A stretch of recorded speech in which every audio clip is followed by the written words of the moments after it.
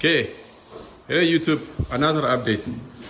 Today I'm going to talk to you about installing a balcony door.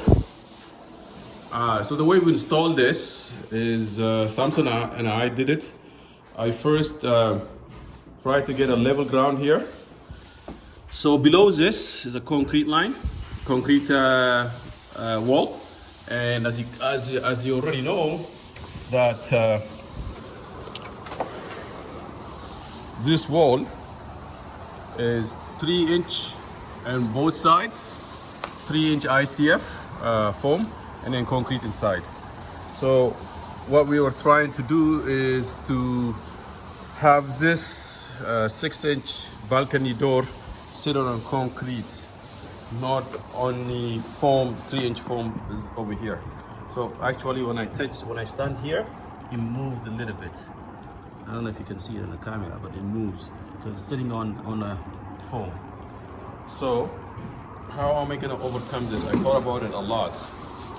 So my plan is first is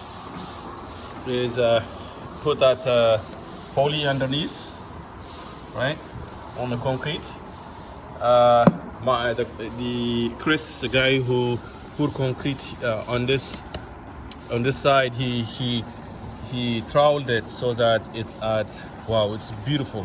So it shades water. Actually, when water sits here, it's shading it off because it's one quarter level down, right? So just like a normal pipe. So it's shading water away. Water doesn't come inside. We're gonna fill this space with concrete. So we use top con. We top conned it, and then I got 1 inch by 12 inch by 10 feet long lumber. It's a 1 inch one. Is pretty it's expensive than regular lumber. Now over here we're gonna add 3/8 of sheets. So when we add 3/8 of sheets, you can see that it's gonna be level with the flooring that I'm gonna have, because I'm gonna have a plank flooring. So what I decided to do is I'm gonna finish the rest of the floor with 3/8. Continue finishing. This is 3 or 4 plywood. I'm gonna finish 3/8 OSB on top of it to make the 1 inch subfloor, make it strong, and then we're gonna sand this down to have it flush with the 3/8 sheet. That way we're going to run the planks on top, and it's going to finish over here. So if the plank finishes over here, we can use silicone here and make sure there's no water. So this is going to be covered. So what that allows is that if we bring another wood here and to match it and kind of to fade it through with the flooring, will be a tendency for someone to stand on top of the wood and move this wood, right? It's gonna, over time, it's gonna go bad because there's a movement here. I can feel it. I don't know if you can see in the video, because it's sitting on a foam, the 3-inch extra foam that's here because of the ICF is right below it, and it's not structural to hold this wood. The structure is on the concrete.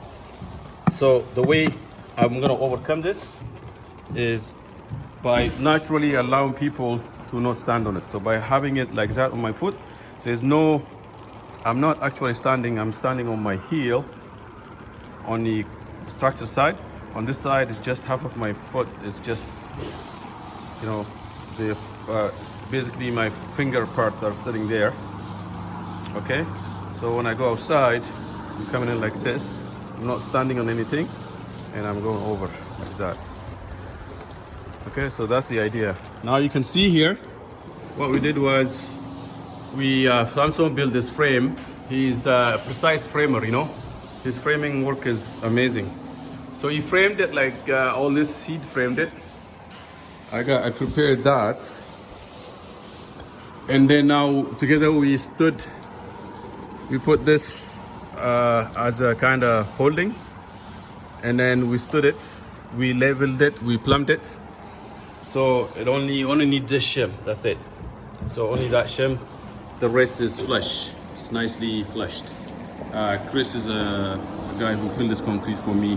The ICF, he was good at that. So only on this side, it needed a little bit shimming. Otherwise, as soon as we lift this up, everything is level and plumb. And now this door is just sitting. It's not secured. It's going to have actually over here about 3 screws here. One somewhere, like about 4. 1, 2, like 1, 2, 3, 4 screws on each side. And this is going to be covered, right? They won't see the screw. And that's all it's going to hold it on both sides. There won't be any screws actually up here. Maybe you put one. We'll see. I think we can put, maybe not. We'll see. We might put some screws here.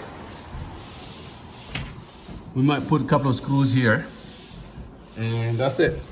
So now the rest is a foam. We're gonna foam this gap, and that foam is gonna hold everything together. Really strong, that foam. We might, I don't know if you need any more screws here. I don't think we need to screw it down to there, to the ground. It's not going anywhere. Okay, so you can see my balcony. I was able to get these 1 by 6 by 20 feet on sale, a bunch of them. Actually half the price on clearance at Rona, and I will be able to finish this off. And then also some outside 3D lumber 2 by 4s. There's a bunch of them that's going to be thrown out. I'm going to build, once I finish the inside, I'm going to build it before October hits. It's raining right now. It's September 18 today. But this is nice view. I mean, this is 16 feet deep by 20 feet wide. And it still needs a few reinforcements, still needs a few screwing. I overcome my fear of falling. You know, I can stand here. Before I wasn't able to stand. But yeah, so far this is what it looks like. So now the area that's left for mudding is only that area, and then the rest we have to mud few places. But yeah, majority, 99% of the drywall is complete, right? Now once that drywall is complete, once that door is up, we need to fix that door, fix the window that is below this one downstairs, and then my next project, you can see my solar panel, solar collector array. I only put 2 poles there. I need to put 3 more. It's raining outside. Once that one is up, then we can put make this house more heat efficient. Already I feel it is so tight. I could not turn a pump, one of the pumps that I use for nail gun. I could not turn that on, like, because there's no enough oxygen in the building. Because that's how tight it is. It's a tight sealed house. Like, I turned on the heat downstairs. It went up. It was at 74. It stayed at 74 when it was cold outside for like 24 hours. It kept that temperature. It's just the feeling, the constant, room temperature of the house, and combined with ERV, it's just going to be a really good environment, like a good air quality in here. Yeah, so I can show you some of what the work has done. Rick, my buddy, is doing some of the work.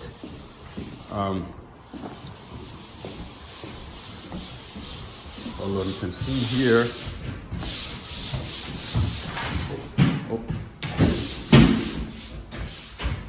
It's a little bit dark, but we put the, this is where the ERV is gonna go, down here.